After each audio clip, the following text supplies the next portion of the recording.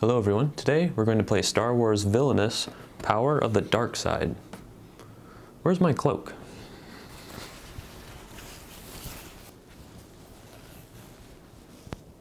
The game is for 2 to 4 players, ages 10 and up. The gameplay is very similar to Happy Little Dinosaurs, just more advanced. Also, there's no dinosaurs.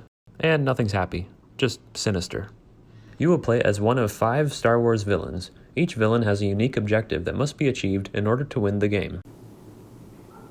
And I know these things look like a delicious hard sour candy, but they're really not. As the game progresses, your side will look something like this. You'll have your character board, cards in play, tokens, a deck to draw from, and you'll be making moves, fulfilling your objectives, fulfilling dreams, and doing dark side things like hunting Jedi scum. Each character has their own specialized board, as well as their own villain deck, with cards that are different from everyone else's.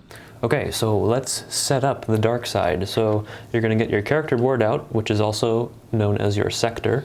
You've got your villain deck, which is going to be on the left side of the board, and again, every deck is marked by the character name. Focus, camera. Focus.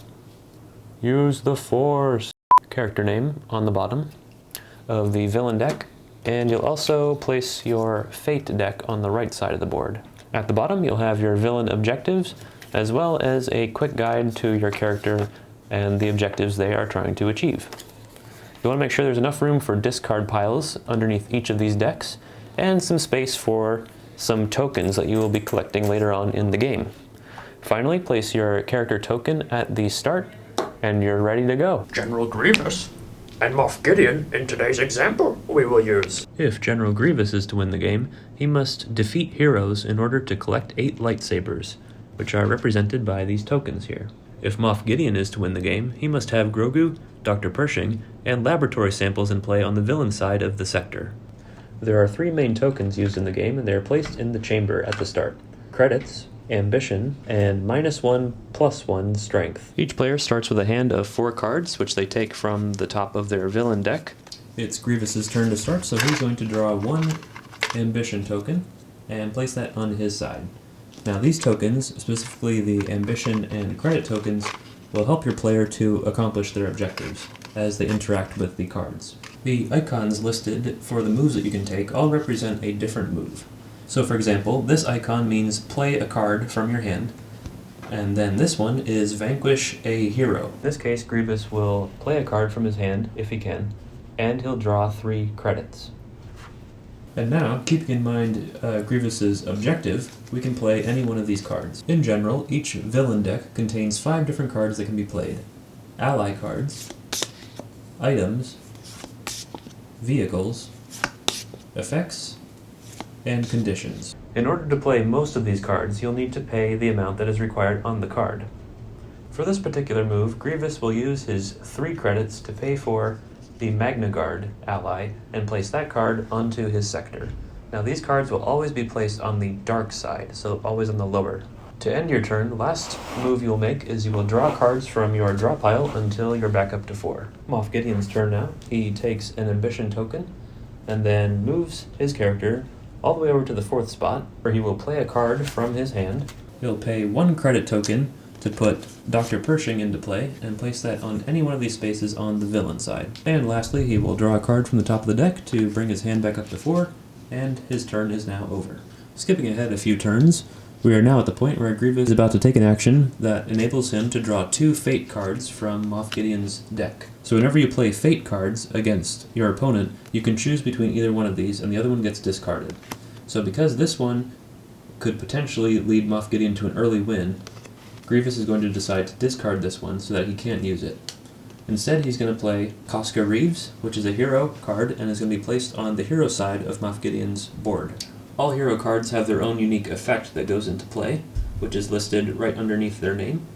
And then you're just going to place this card on any one of these spaces on the light side. This card will cover up the actions of any of these spaces, so we'll choose this one. So now Moff Gideon can no longer access those actions. In order to do so, he must defeat that hero with an ally. However, as of right now, his ally has a score of 0, whereas the hero has a score of 2. so Moff Gideon will have to build up allies in order to defeat that hero. Capturing Grogu and collecting lightsabers are of course very specific to these two particular characters, so the gameplay will be different if you're playing with characters such as Kylo Ren or Darth Vader. General Grievous is now going to move to this fourth space, which allows him to do two things. One, he takes 2 credit tokens, and then he can also take this ally card and place it underneath that hero card.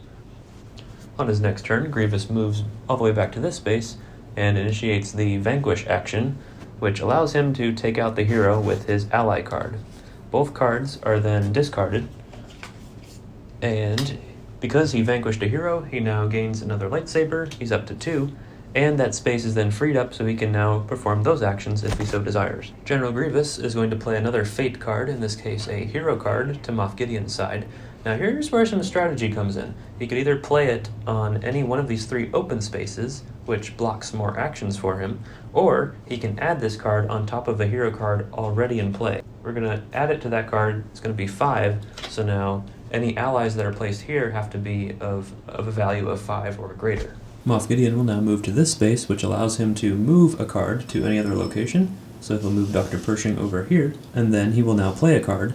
So he'll spend 3 credits and place the Dark Troopers here in place of Dr. Pershing because they have a greater attack number of 5. As you might have guessed by now, there is some luck to this game, but most of it is strategy. And if you have 4 players involved, each with their own different unique character objectives, things can get really interesting.